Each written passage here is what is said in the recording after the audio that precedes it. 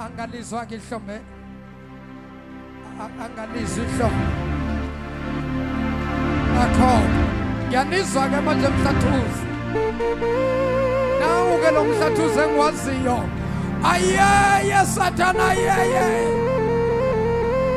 Praise the Lord.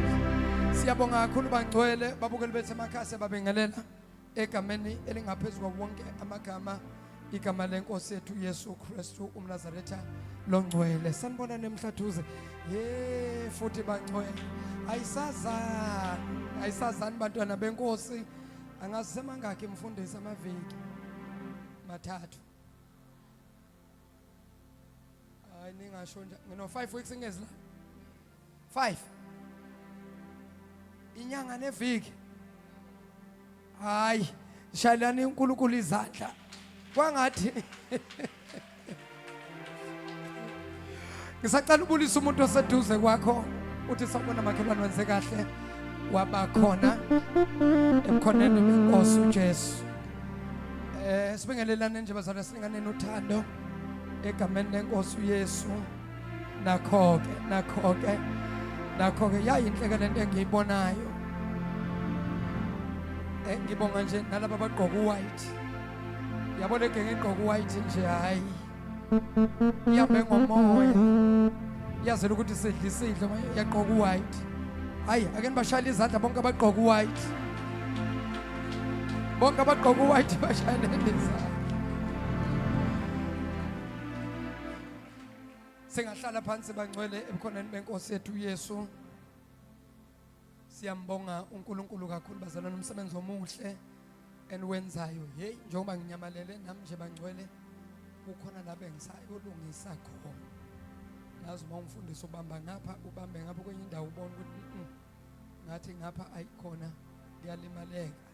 Manje uNkulunkulu washeshe wangibusisa ingakakhulu nakakhulu iEagle Mountain yangibusisa ke inkosi yangipha nje kweza nje befundisi nje bathi babashabalala sicela nje ukusubmit ngaphansi kwakho.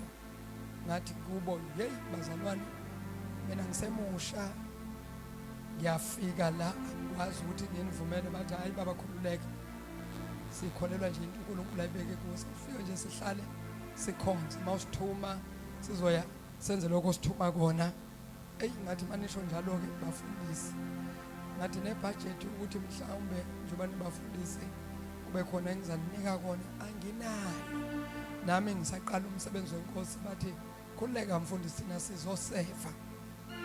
Hayi ngathi ke makunjalo ke nceke zenkosi kulungile niyamukeleka eEagle Mountain. Asibashayeleni izandla bonke abafundisi esinawo.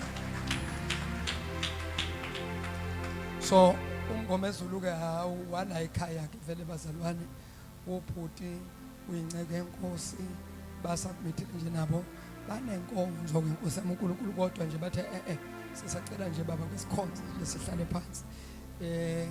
Ubelela ke eMthatha sebayamfuna ngathi yabona abantu eMthatha bathi hayi tata waseqaleni yayingekho into yokuba utata uNgoma ezulu egodukiswe kwasha kwacima kwasala malahla ngathi ugodukile azikho buyele emuva. Bathi hayi tata kwakukho nje omama batheni ngathi ke sendimgodukisile kaloku sehlala nomama ndandithethile nomama ndizawuthini ukuthetha kwesibini. Uzobona lo mama obandikho serious ufuna ukumhlukanisa nendoda yakhe. Athi kodwa tata ndathi ewe njalo. That's why xa ufumene ithuba lisebenzise wethu sanibonani molweni emhlathuze. Hayibo molwe awu kodwa nkosi mama wami ubuya yaphi na? Hawu akwazothatha ihigh five hey kodwa nkosi yami lesalukwazi. Hey iphi na yanto yakho? Hawu mama nkosi sanibona. Hey uyabona na ushayele. Uyabona lesudo ayishayile. Ngiyibonela ugogo nje nkosi yami ngibona umama Shabalala. Hey afana nekangogo kodwa le nani sigqoke esimnyama hayibo. Ake nimshayele izandla. Siyabonga kakhulu bazalwane nkosi yami. Siyambonga uNkulunkulu umsebenzi omuhle eniwenzayo. Siyabonga mfundisi ukuyibamba nje lokunibambile nangama Fridays nasecinci. Ngiyeza impela ukuthi hayi kuyakhonzwa ecinci. Siyabonga kakhulu bazalwane. uNkulunkulu anibusise. Iba khona ke into ebandleni noma ku ministry ebizwa ngokuthi i-change of pulpit.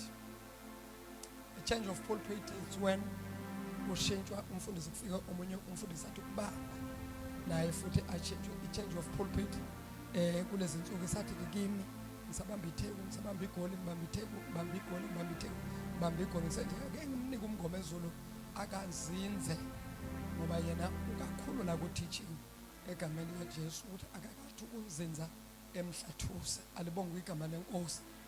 Ya kodwa nami ke hayi angisho ukuthi kuyangithokozisa ukufica ibandla likanje ngoba ukumnika omunye umfundisi ukuthi awubambe umfundisi. Ubone ukuthi baloku bancipha kancane abantu ukuthi hayi man bazobuya ubone ukuthi sekusela abogogo abayi5 manje. Yabona nami hayi ugogo Nyawo nabogogo loNtuzana basekhona base hayi kubashaleni izandla kusho ukuthi usayiphethe kahle ubhuti. Amen. Siyabonga kakhulu bakhona baqala ukufika phakathi kwethu abathi ngiyaqala ukufika phakathi kwanendawo ngivakashile qala ukufika phambi sesandla sakho. Ngizoba mfishane ngoba vele already sasiphila umfundisi izwi. Mina inkonzo engizoyenza ngizokwenza inkonzo le yesidlo senkosi last week Friday besikhona lapha kuThungulu. Siyabonga kakhulu abazalwane bebakhona egameni lenkosi ethu uJesu. Sibabonanga ke abasecinci ngo Friday ka 6 to 6. Kodwa siyabonga ukubabona bekhona namhlanje phakathi kwethu. Bashayeleni izandla egameni lenkosi. Amen. Praise the Lord. Sonje ngizoba khona bazalwane nje sekuyaphela lokho bengikwenza kodwa nje siloko nje sithi egameni lenkosi bona uyibambile Nkosi yami ubhuti kakhulu kodwa nje manje ngakhuphula la emnikelweni. Uyabona manje ngikhuphula emnikelweni nobe seniqedile ke bantwana basekhaya ngoba phela ukwamlungu lapha sibuye sithi pheleni kwenyanga ukubonga sithi siyabonga ukusinika indawo sokwenza u5 years ngoSeptember. Selokhu saqala ukukhonzela kule ndawo fully 5 years. September nje sokuthi 5 years sikhonzela la. Yaqala lana ke iEagle Mountain kwabafikayo saqala la yaye eGoli bese yeThekwini bese kulandela bomthatha namanye ama branch kodwa la yaqala khona yaqala la. Alibongwe igama lenkosi. Lokho kusami ngifuna ukukushintsha. Awungaze kufika u5 years kuloko kunje saqala ngayo le bheni no 5 years nje ubuyibona nje. Awunengane no 5 years awuyibuka ukuthi ingakanani bese uyasho ilingana nalela bheni. Saqala la ino 5 years le bheni lesishintsha ke soon esithi kushintsha nje umhlathuze nakhona nje kube kuhle. Manje into engithokozisayo ngiyezwa ukuthi manje sekuthi ngikhuluma nje yebo nje sokulokuthi nje sekhona into elokuthi iqhubeka nje ukukhuluma. Ngiyazwa ukuthi kumnanjanyana manje le pulpit nayo angazi ubani losizame ngomshino nje we pulpit. Hayi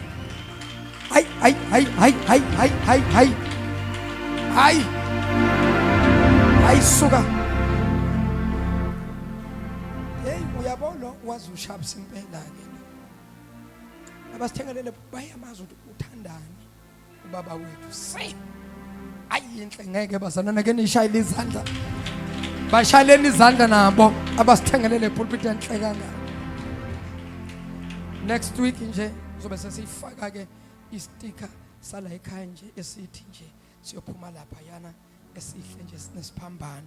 Hawu wamuhle umsebenzi. Uyazi bazalwana nezinye izinto ziyakhuthaza. Uyazi uyabona manje angizukhompla ngabe ngiyaganga mangathiwa ngiyacomplain. Uzothi ngicomplain la. Ngifike kune pulpit enhle ekhonzweni. Ngifika abazalwane bayibambele bayakhonza. Bathi nje ukhona umpostoli akekho nje thina siqhubeka sikhonzela uNkulunkulu. Ukhona umfundisi umngoma ezulu nabayifundisi siyaqhubeka. Yabona nje ukuthi kuhle. Ecinci nje bayibambele bayaqhubeka bayakhonza. Angithi yabona into yawuthokozisa umoya. Bese kuba last kuba khona abazalwane abathi nje Nkosi basikhonza ngeimoto. Bazalwane siyabonga. Sikuthathi kancane dedela nje imoto yakho iyokwenza umsebenzi kaNkulunkulu. Thank you very much. In due season nizombona uNkulunkulu we Eagle Mountain Prophetic Ministries usazonibusisa uNkulunkulu. Funa singene ezweni lenkosi ngidlulisa nasesimemezelo abantu abasha ngomhla ka-27 June sizoba ne-youth conference izobe iseThekwini. Siyacela babhalise abantu abasha uzawukhuphuka imoto ziye eThekwini ngomhla ka-27 June kuyo lenyanga esingene kuyo. Bese kuthi ke nge-second week kaSeptember noma the second week kaSeptember sizoba nenkonzo enkulu yomama women conference. Last year belapha yini konjena ndawo Emble Inn behostwe uMhlathuze. Kulonyaka ihostwa yiTheku. Kulonyaka siyanyuka. Cela ke abantu kusase early as now ba budget babeke imali ye transport. Wena uzibekela nje imali ye transport ukudla uzokuthola le okunye nokuwena uzibekela nje eye transport. Ngoko kusiyami siyaphinda siyaphaphatha. Uphinde futhi kusiyami ulula isandla. uNkulunkulu yokubusisa. So qalani ke bazalwane bomama nentombi giwa eThekwini. Sizoyibamba izoqala eGoli first week, second week bese iba kwenye so confirm i-date eyokugcina bese siyivala ke eMthatha egameni lenkosi ethu sikezwakala ngithi mhla ka-20 June abantu abasha baseGoli, 27 June baseThekwini. First week kaSeptember ka-August, first week ka-August cishe kuzobe bangasi-7 kuzobe kuyi-8 sizobe siseGoli. Yeyi ngiyamkhumbula umama owathi lapha eMngcwabeni Sweni lapha kwaMama uKhoza. Ukhona umama owake nje wathi ukusibingelela kodwa wasibingelela ngento nje eshisayo. Babekhona eMngcwabeni lapha eHolweni umama uDlamini. Ngiyamkhumbula umama uDlamini lo wayelapha eMngcwabeni owakhuluma speaker sokugcina before mina ngizoshumayela eMngcwabeni. Sizobe sinalo yoma akashumayeli, akathandazi, akakhulekeli, ne-deliverance uyayishaya. Phiwe nje nesipho sokukhulekela sizobe sinayeke egameni lenkosi. Angazi noma somlethe eThekwini noma uzophelela eGoli. Inkosi izosho ukuthi simlethe okwamanje nje indaba yakhe isabheke ngaseGoli. Ngiyacela bazalwane 15 to 20 minutes egameni lenkosi sithole nali izwi lenkosi sikuyinkonzo ebalekileke yesidlo senkosi. Umthendeleko baleke ngendlela emangalisayo.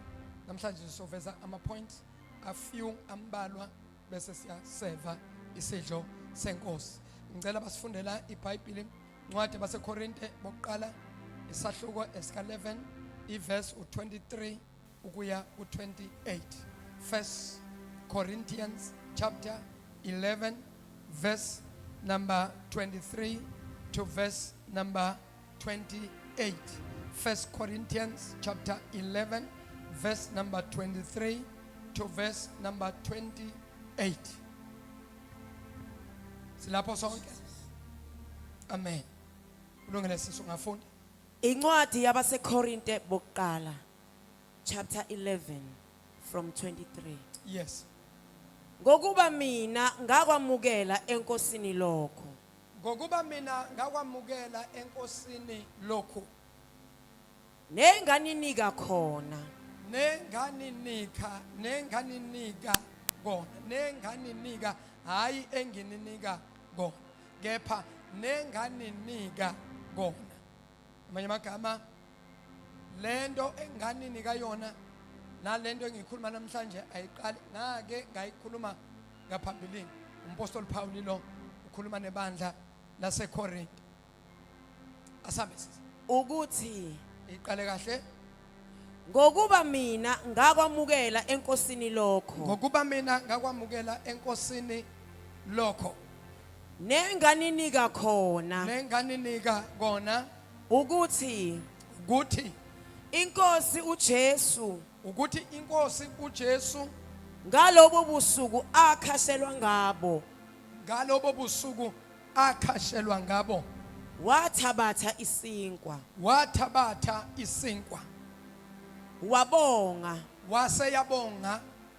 Wasihlephula. Wasesihlephula. Wathi. Wakhuluma wathi. Lokhu kungumzimba wami ohleshulelwe nina. Lokhu kungumzimba wami ohleshulelwe nina. Lokhu kwenzeni ukuba ningikhumbule. lokhu kwenzeni ukuba ningikhumbule. ngokuba njalo Ngokuba njalo nxa nidla lesisinkwa nxa nidla lesisinkwa niphuza lesisitsha niphuza kulesi sitsha. nimemezela ukufa kwenkosi ize ifike Phinda futhi ngenhla sambisane. ngokuba njalo Ngokuba njalo nxa nidla lesisinkwa nxa nidla lesisinkwa niphuza lesisitsha ebese niyaphuza kulesi sitsha nimemezela ukufa kwenkosi ize ifike nimemezela uma ngabe nidla noma uma ngabe nidla umthendeleko noma nihlanganyela etafuleni lenkosi nidle bese niyaphuza. Lokho kuhlanganyela lokho kudla naloko kuphuza kuyisimemo noma kuyisikhumbuzo noma kukukhumbula ukufa nokuvuka kwenkosi uJesu. Haleluya. Ngiyazwakala? Asambe sisi. verse 27 Verse number 27. ngakho ke lowo odla lesisinkwa Ngakho ke lowo odla lesisinkwa aphuze lesisitsha senkosi ngokungafanele aphinde aphuze kulesi sitsha senkosi ngokungafanele. unecala lomzimba negazi lenkosi Asikubambeke lokho. Unecala lomzimba. Unecala lomzimba. Unecala lomzimba kanye negazi lenkosi unecala lomzimba abe futhi necala legazi lenkosi.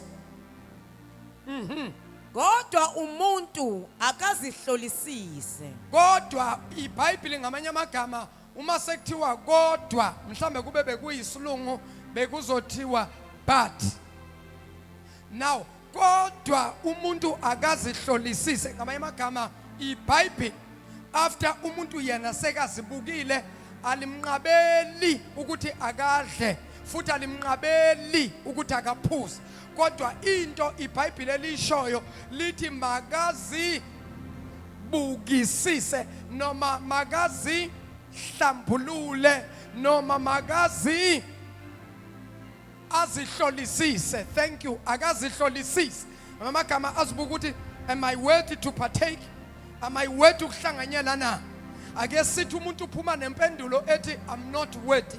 Then i-question izothi then what must I do?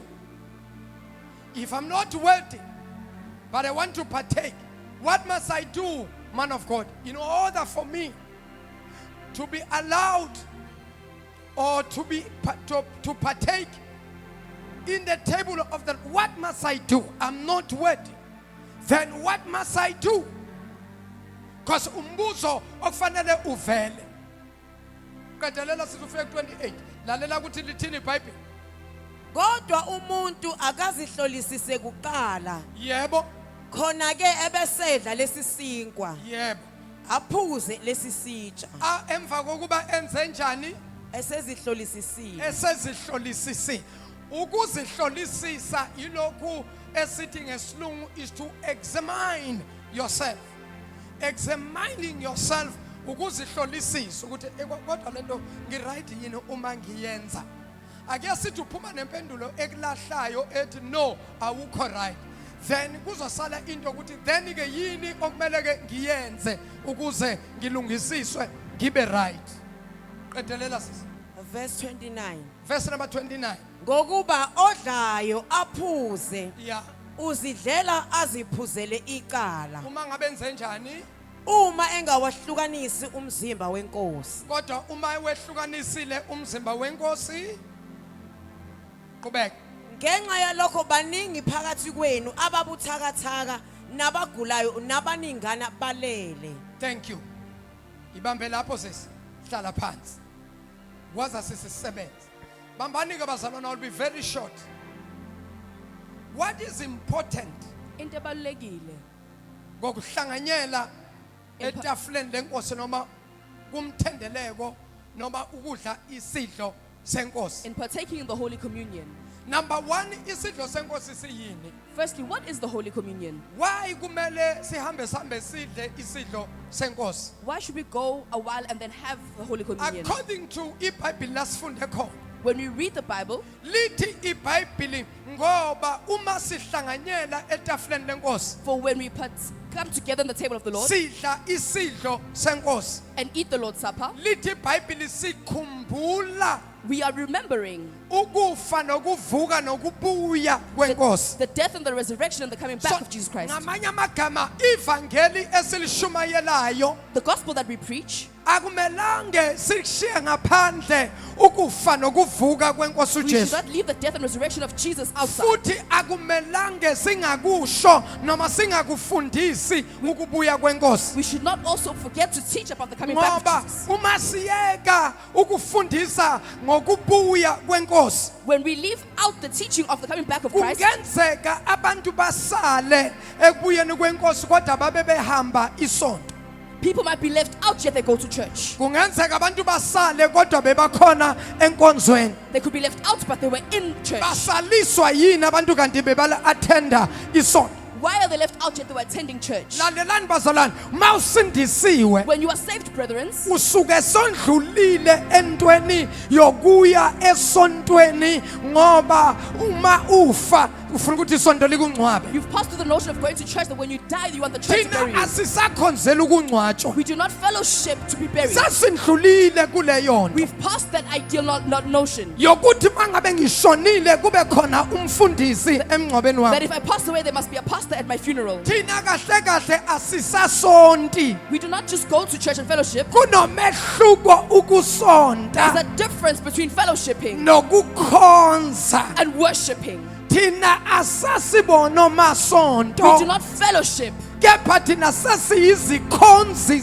zikaNkulunkulu. worshippers of God. Uma ngabe kuyiSunday size enkonzweni On a Sunday when we come to church, sisuke sizophakamisa izandla. we come up to lift up our hands, Sisuke sizothi kuNkulunkulu to say unto God, wasigcina uNkulunkulu wasithwala. God, you have kept us and carried us. Simise konke namhlanje seza We kuwe. have stopped everything today and come to you Sazodumisa wena ngoba ufanelwe to udumo. worship you, for you are worthy of worship. Mawusibona size enkonzweni When you sizokhonza. see us come to church to worship, Sisuke sizobonga we umsebenzi are here to thank His works. owenziwa eCalvary. They were done at the Calvary. Lapho khona sasidukile When silahlekile. we are lost, Sikude we nesiphambano. are far away from the cross. Kodwa ngomusa kaNkulunkulu But by the sasondezwa. grace of God, we are brought closer. Kahle kahle thina sasilahliwe. In actual fact, we were condemned. Kodwa umusa kaNkulunkulu But by the grace of God, wasuyasifinyelela. He held on to us. Ukuba uJesu akafanga esiphambanweni. For Jesus did not die at the cross. Ukuba uJesu akayenzanga le nkonzo. If He did not do the service, Thina ngabe namanje sisaflathela uNkulunkulu. till today we would have turned our backs towards God. Thina sabuyiswa yigazi. We are brought back by the blood. Naye uNkulunkulu akazasikolele. For God to have forgiven us, Akasikolelanga ngenxa yegazi lenyamazana. it was not because of the blood of Jesus, Akasikolelanga ngenxa yokuthi sagcina or umthetho. because we kept the law. Kepha uNkulunkulu wasihlonipha noma uNkulunkulu wasibuyisa ngenxa yegazi. God brought us back because of the blood. Ngabona bazalwane ivangeli leli esilishumayelayo. The gospel that we preach, brethren, Ngoba amavangeli maningi there are blose. many gospels blossom. Ngifuna ukuthi uyibambe lento ukuthi njengoba amavangeli amaningi As there are many gospels, kuleli bandla kwenziwa lokhu, in this church this is kuleli done, bandla kwenziwa in lokhu. that church that's done. Sakhetha ukuthi singaloku siba nezinto zokuthi kule sonto asenzi lokhu asenzi lokhu. We chose that we should not be picking. Kodwa sakhetha ukwenza izwi But we likaNkulunkulu. chose to do the word of God. Nezisekelo zaleli The bandla foundation of this church azimiswanga emthethweni othile. were not established upon a certain law. Isisekelo se-Eagle Mountain Prophetic The Ministries foundation of EMPM simiswe kusisekelo was established on the sabaprofethi on the nabapostoli. prophetic and the apostolic. Yini indaba? Why?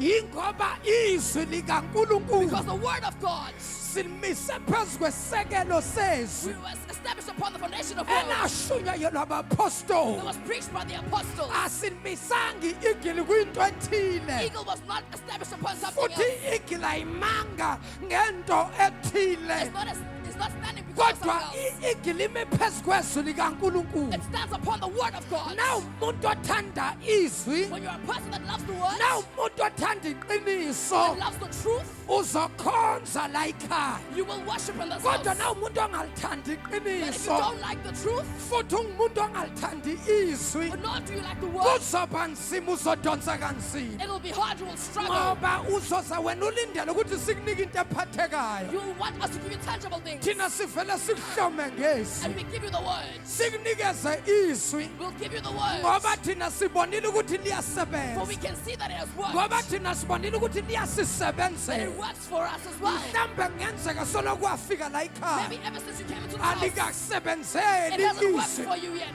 kodwa lalela mntana sekhaya Listen, child of God, ngeke kube maviki mangaki it won't be many weeks. ngeke kuba nyanga It zingaki won't be many months. kodwa ngithi kuwe But I'm lizokusebenzela saying to you, it will work ngoba for you. liphilile For lelizwi this word is alive. linamandla This lelizwi word has power. liphefumulelwe It unkulunkulu was breathed upon by God. make walikhuluma When you speak it, laphuma emlonyeni it comes wakhe out of your mouth. lalela njengoba ekhuluma unkulunkulu manje As God speaks now, angeke unkulunkulu akhulume God namhlanje won't speak today, bese izwi libuyela then the kunkulunkulu word goes back to Him lingawenzanga without umsebenzi having done its work. njengoba ekhuluma As He namhlanje speaks today, yathi kushona lelanga before the sun sets, abanye bebeselisebenzile empilweni it zabo would have worked in many lives. abanye kusasa Tomorrow, many liyasebenza shall lelizwi operate this word in your life. abanye ngolesithathu On Wednesday, lizobe the libasebenzela word will work for you. abanye friday OLwesihlanu, lizobe the libasebenzela word will work for you. abanye saturday ngoMgqibelo,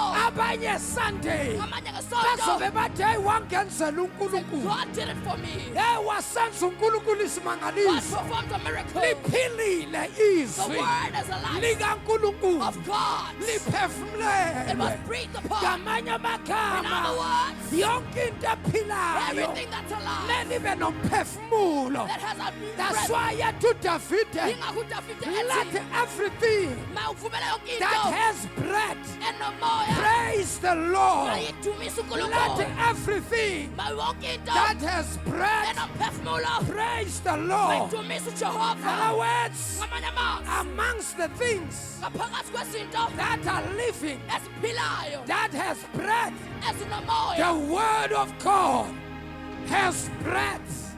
The word of izwi God likaNkulunkulu is alive. liyaphila, The word of izwi God likaNkulunkulu can change your life. liyakwazi ukushintsha The impilo word yakho, of izwi God likaNkulunkulu can heal you. liyakwazi The ukuphilisa, word of izwi God likaNkulunkulu can deliver liyakwazi you. ukukhulula, The word of izwi God likaNkulunkulu can open doors for liyakwazi you. ukuvulela The iminyango, word of izwi God likaNkulunkulu can restore liyakwazi you. The ukubuyisela, word izwi can redeem you. liyakwazi ukukuhlenga.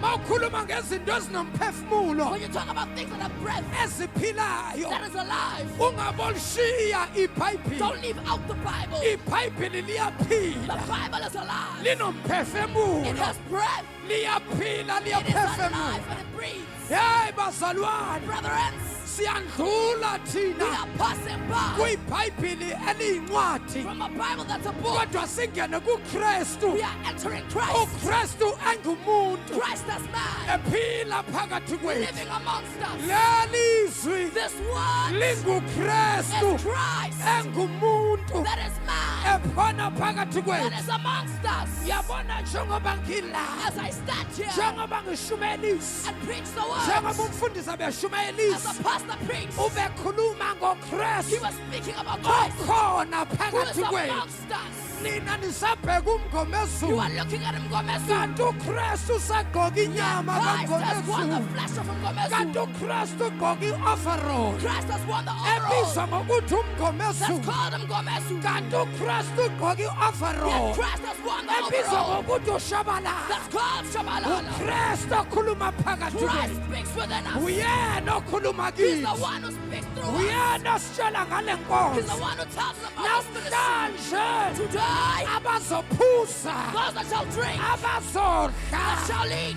zonke izifo every disease ezingaphakathi that's kubo within you, onke amadimoni every demon, abangalali ebusuku those that don't sleep at night, abaphathwa yizinye those that have, abaphathwa amathumbu those that have pains, namhlanje today, bayaphila they are being healed. ngegama In the likajesu name of Jesus, ngoba khona amandla for they have this power ezwini in likankulunkulu the word of God. akhona There amandla is power esidlweni in senkosi the Holy Communion, amandla ovuko power of resurrection, amandla the entethelelo power of forgiveness. njengoba ujesu wafa As God died, wayebuyisa He thina was bringing us back wasithenga ngaleli gazi with His blood. lapho sasiduke silahlekile Where we were lost, kwabisa ukuthi chitheka a igazi call for blood to be lesikhathi spilled. bemshaya When they struck him, lesikhathi bambumbe emhlane when they struck his back, lesikhathi bamlengisa emthini when wehlazo they made him hang on the cross, wathatha ihlazo lami He took my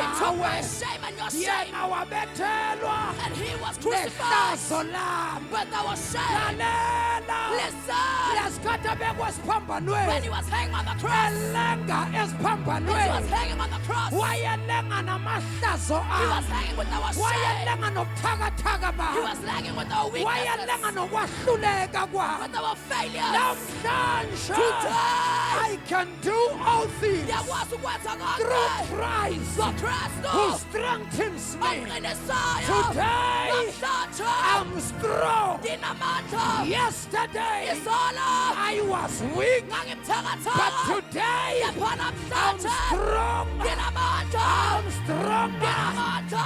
I'm strong. Ndinamandla. Yesterday, Izolo abathakathi the witches bebakwazi were ukungithaka, able to bewitch me. bebakwazi They ukungibopha, were able to bind kodwa me. manje But now sebayahluleka. they are unable to. Yini indaba? Why? Sengisindisile. Because I'm now saved. I Ngingumntwana am a child kaNkulunkulu of God who ophilayo. is alive. Awushaya izandla uthi yes Lord. Clap your hands and say yes, Shaya Lord. izandla uthi yes Clap Lord. your hands and say yes, Shaya izandla Lord. and say yes Clap Lord. your hands and say yes, The devil Lord. is a liar. Satan ungumqambi bakho. Awulali ebusuku You don't sleep at night. uyagula You are sick. awutholi umsebenzi You are unemployed. uphupha You kabi have bad dreams. ufika endaweni You right come to the right place. namhlanje Today, you uzolala shall have good sleep. namhlanje Today, ngithi mina I say you shall uzolala have good sleep.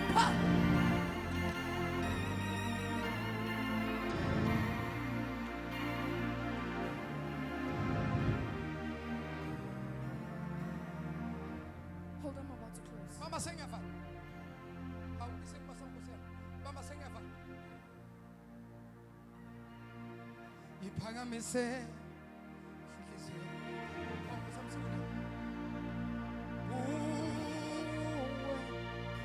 sindisi ngoba nguwithemba lami hey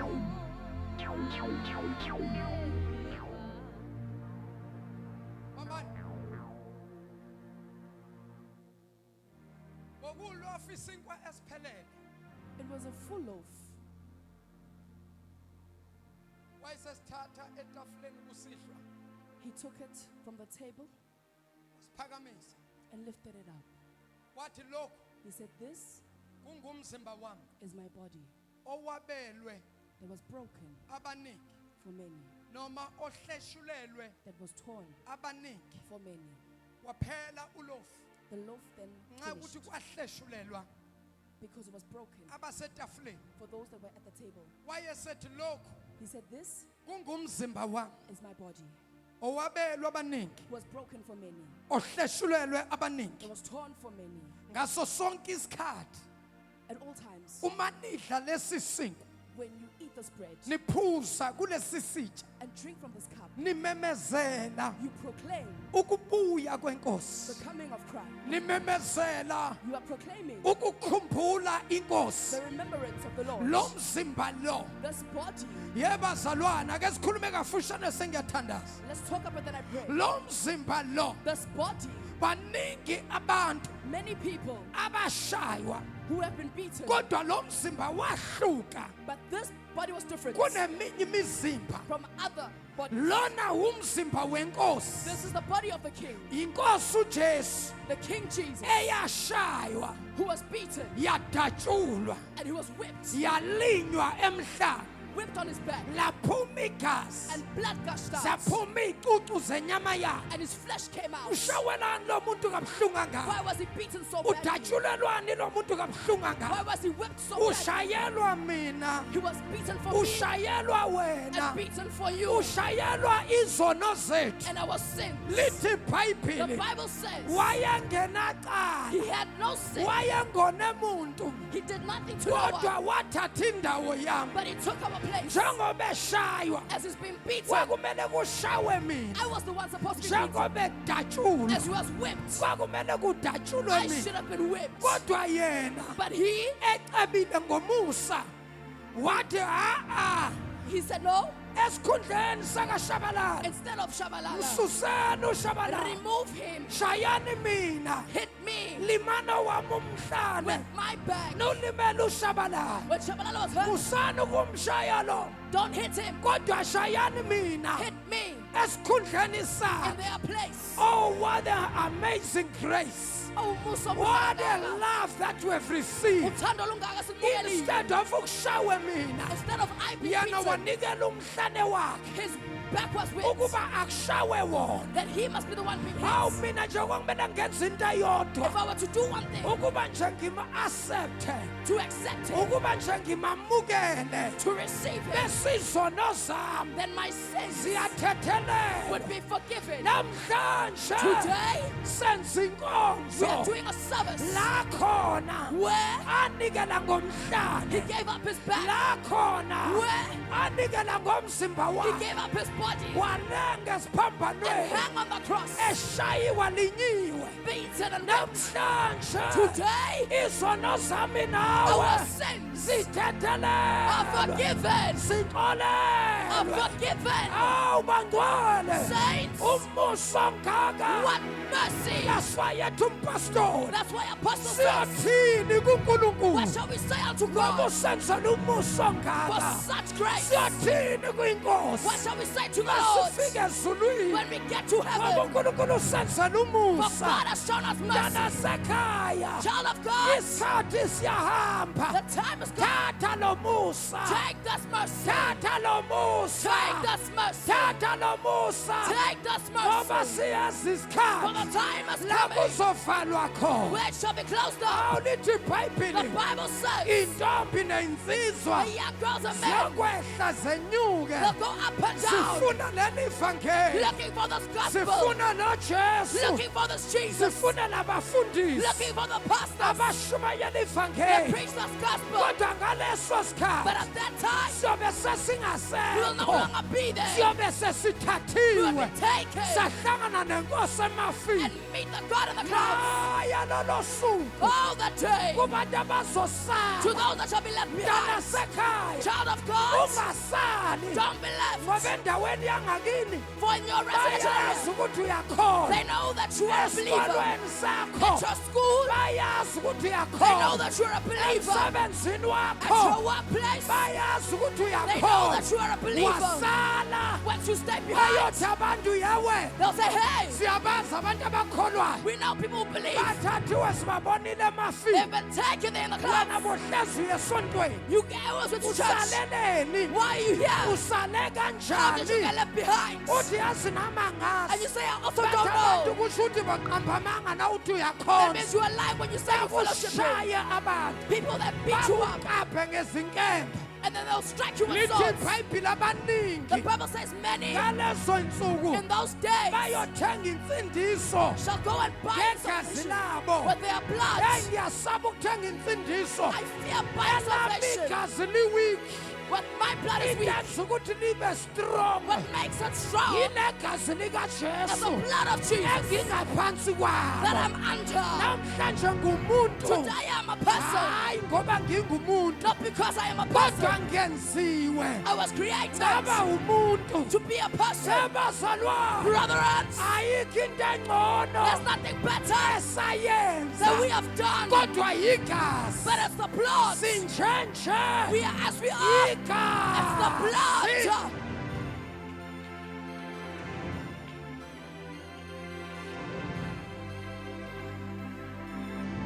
Sondelani bafundi. Come closer, pastors. Singena kuyinkonzo ebalekile. We are entering into a very important ministry. Yenye yamaphila emise ivangeli. One of the pillars that have upheld the gospel. The day sizosusa lenkonzo le. The day we remove this ministry, The day uzoyithola usebandleni the day you find yourself in a church la lenkonzo engenziwa khona. where this ministry is not done, Baleka ngeenyawo zombili. run with both your legs. Ngoba ingomunye ingenye yamaphila amise ivangeli inkonzo lesihlo. It's one of the pillars that have, Namhlanje asinayo into etangible esingayikhomba. we don't have anything tangible that we can point at. Kodwa through the Holy Communion, Ngesidlo senkosi, we know that this bread represents the body of Jesus. siyazi ukuthi lesikwa simele umzimba We kaKristu. know that this wine represents the blood of Jesus. Nale mvine imele igazi So likaJesu. that is why we have faith and we believe. Yingakho sinokukholwa Ukuthi siyathemba. masihlanganyela etafuleni When lenkosi. we partake in the Lord's table, Isifo esemzimbeni wethu diseases in our bodies siyaphuma. will be expelled. They will Siyaphuma. depart. Njengoba namhlanje khona abantu As today there are people abazohlanganyela who will la. partake here. Mabafike When they emakhaya reach their homes, kuyoba ngathi uhanjiswa it's as isisu. if your tummy is Kanti moving. deliverance Ukhululwa. kunezinto There are eyiphumayo. things coming out. Kunophuma izinto There eyingcolile. are dirty things coming out. uNkulunkulu uyabaphilisa abantu. God is healing people. Abanye baney'chitho Some have spiritual kodwa rejection. namhlanje But today, iy'chitho zabo those spirits of rejection are coming to ziyaphela. an end. Shayela uNkulunkulu ihlombe elikhulu. Clap hands for God. Babegameni likaJesu. Babegameni eliphilileyo. Asiphakameni ngezinyawo. Let's stand on our feet. Babegameni elingaphezu kwabo bonke amagama. Moya longcwele, moya kaBaba, moya wokuphila. Babegameni likaJesu. Baba na umzimba naligazi. Baba wethu ingcwele sesiyohlanganyela etafuleni lakho uNkulunkulu. Baba ngiyathandaza egameni likaJesu. Ngithandazela amandla ovuka, amandla okuphila. Ukuba Baba wehlele phezu kwalo mzimba. Baba hlambulula lesi sinkwa. Baba hlambulula leli gazi. Yebo Nkosi siyazi ukuthi umzimba wenkosi uhlambulukile. Yebo Baba siyazi ukuthi igazi lenkosi lihlambulukile. Baba sisho for the sake of this bread, for the sake of this wine, abantu abalenzayo uNkulunkulu asazi ukuthi bakhonza baphi oNkulunkulu. Yila nto-ke sithi Nkosi hlambulula lesi sinkwa, uhlambulula leli gazi, shintsha leli wayini kungabi saba iwayini, kepha Baba kube ligazi, igazi likaJesu elithathelela izono, eliphilisayo. Lesi sinkwa akube isinkwa sokuphila, ngoba wena uthe ezwini lakho, mina ngiyisinkwa sokuphila. Odla mina udla ukuphila okungunaphakade. Baba siyabonga ngegama likaJesu. Abaphile uNkulunkulu, abaphile Dwala, abaphile abantwana bakho. Ayiphumi imimoya ngegama likaJesu waseNazaretha. Baristore uNkulunkulu ongcwele. Restore us, Almighty God. Mend us, Almighty God. In Jesus' mighty name. Amen. Shaya izandla zakho bese ubonga uNkulunkulu.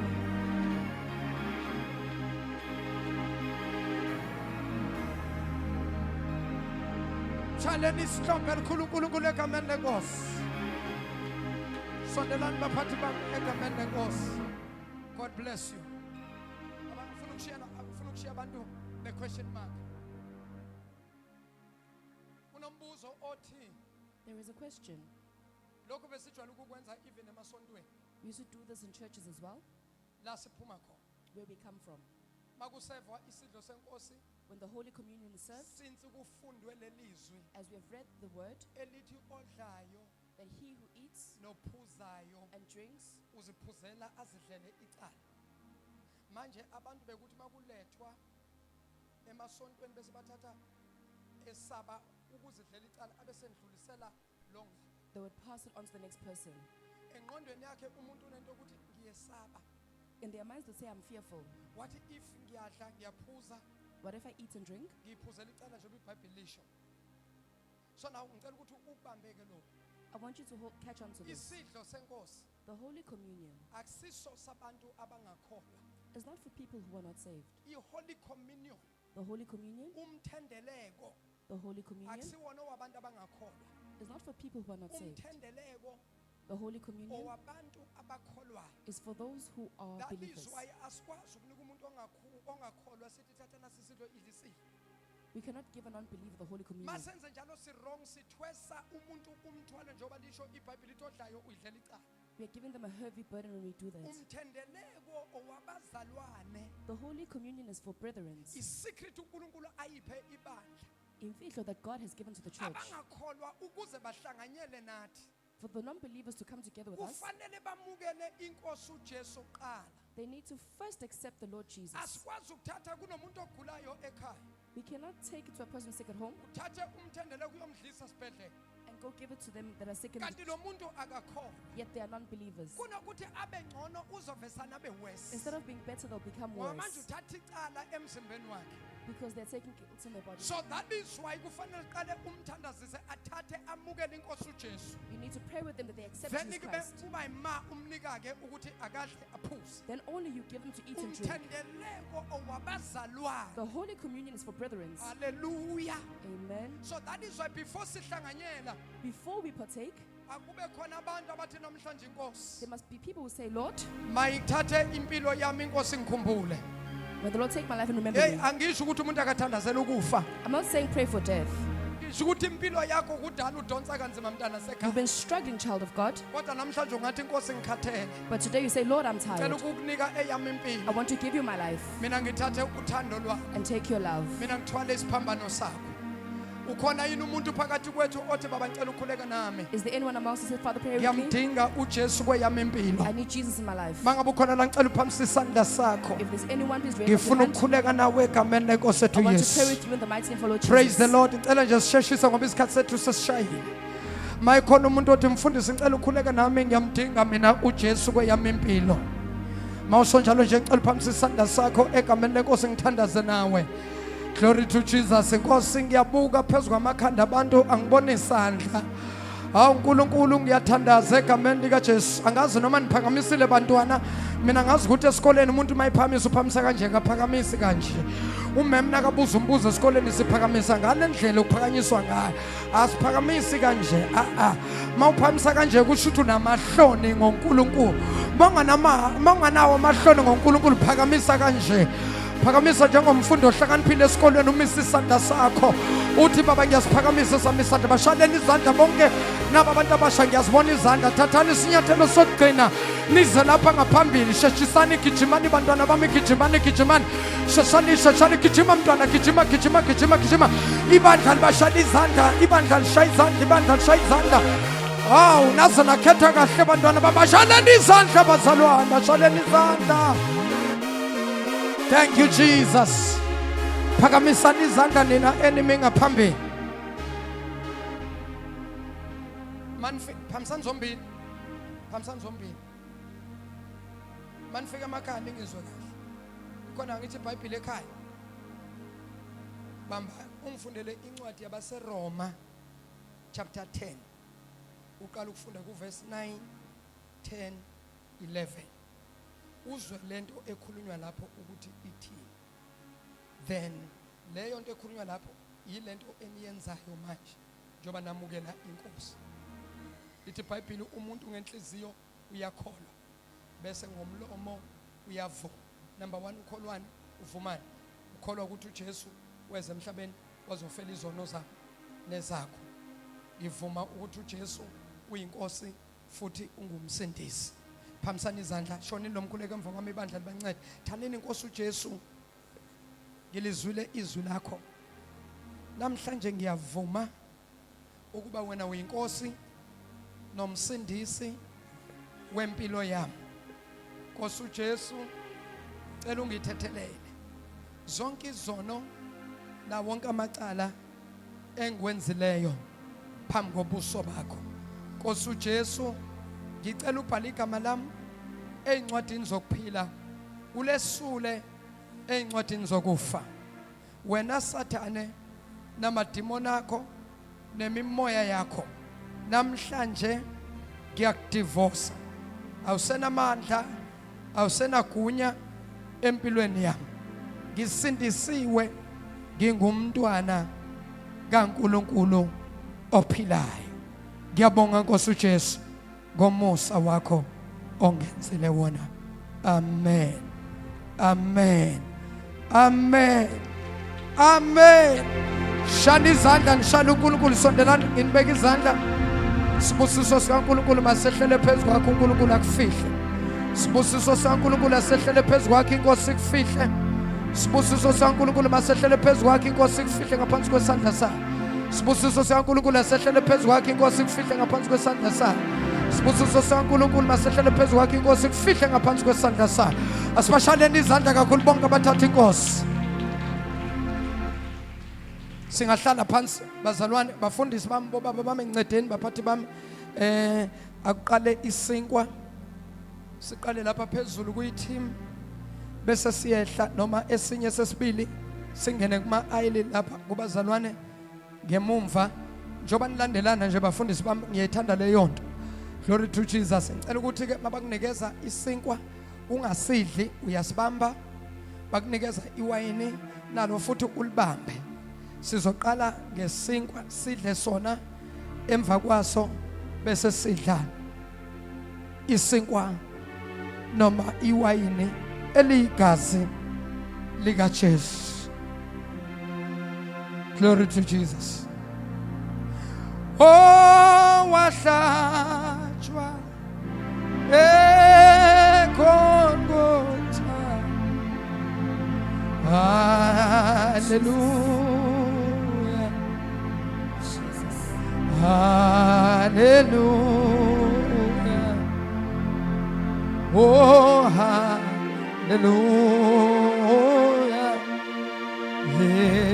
Amen.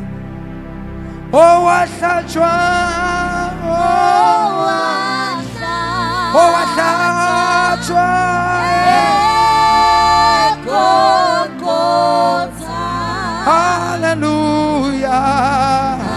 Hallelujah. Bless. Hallelujah. Hallelujah.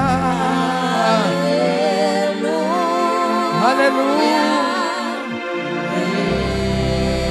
Jesu wahlatshwa. Oh, wahlatshwa eGolgotha. Hallelujah.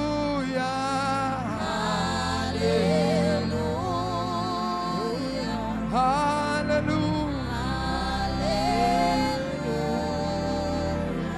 Hallelujah.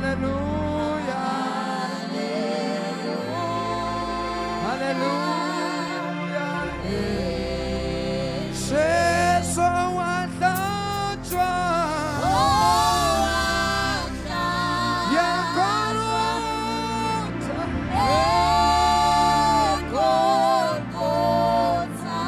Hallelujah.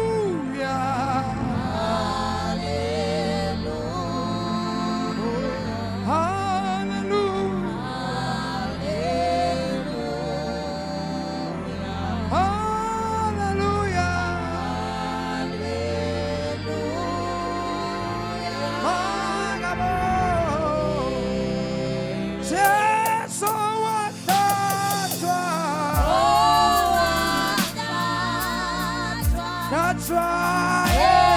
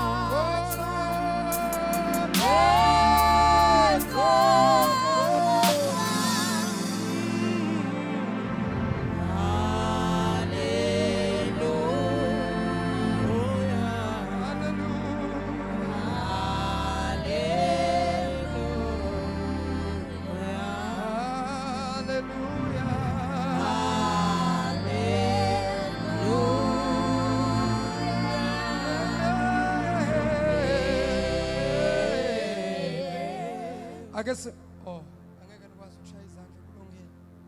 Phakamisani nje nithi. Lakho ngithaneni nje. Siyabonga kakhulu bazalwane. Verse number 23 sizoqala ngesinkwa bese siyahla.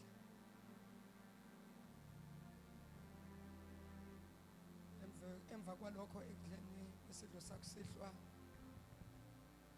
Verse number 23. Yes. Ngokuba mina ngakwamukela enkosini lokho nenganinika khona ukuthi inkosi uJesu ngalobo busuku Yeah. akhashelwa ngabo wathabatha isinkwa Wathabatha isinkwa. wabonga Ukubonga sesibongile umkhuleko njengoba benguwenza ngithi inkosi ihlambulula lesi sikwana leli wayini. Wabonga wayesebahlephulela wabanika wathi hlanini lokhu ngokuba kungumzimba wami owabelwe abaniki. Singadla umzimba wenkosi.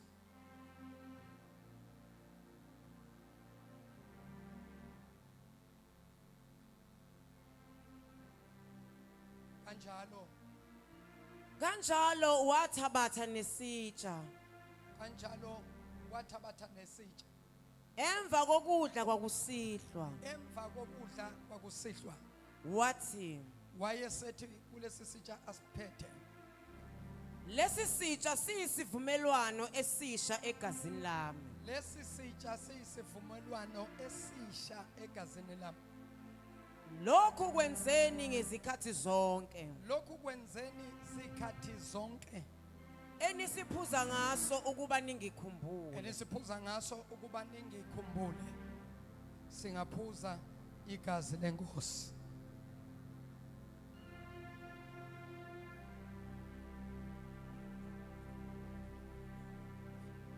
Singaphakama sime ngezinyawo.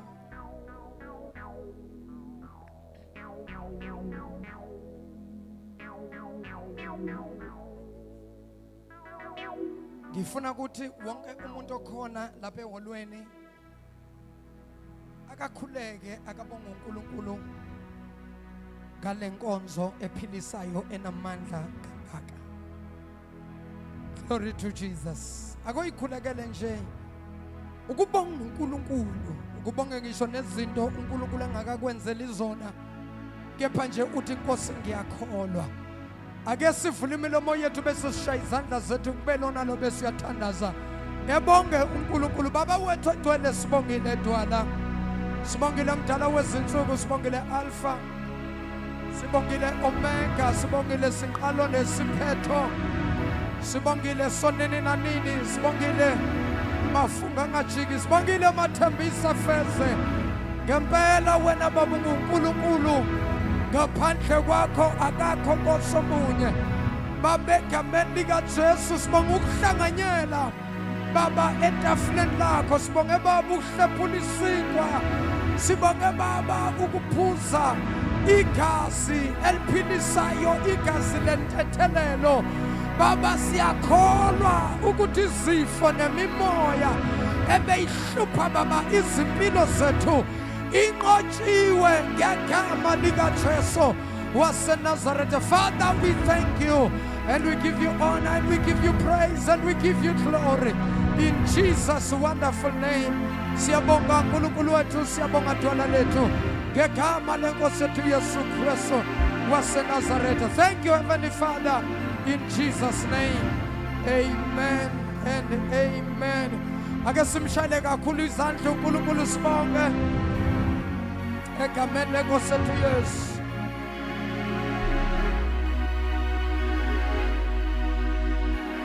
Praise the Lord. Siyabonga kakhulu bazalwane, singahlala phansi imizuzu nje embalwa inkonzo yethu sifinyelele emaphethelweni.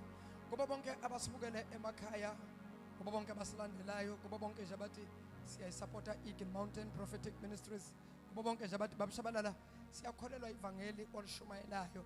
Ngiyacela mntana sekhaya ungazirobhi, cela nje uyithathele isibusiso sokuthi utshale imbewu yakho, uthi apostoli babishabalala alihambe baba ivangeli lifinyelele ezindaweni eziningi.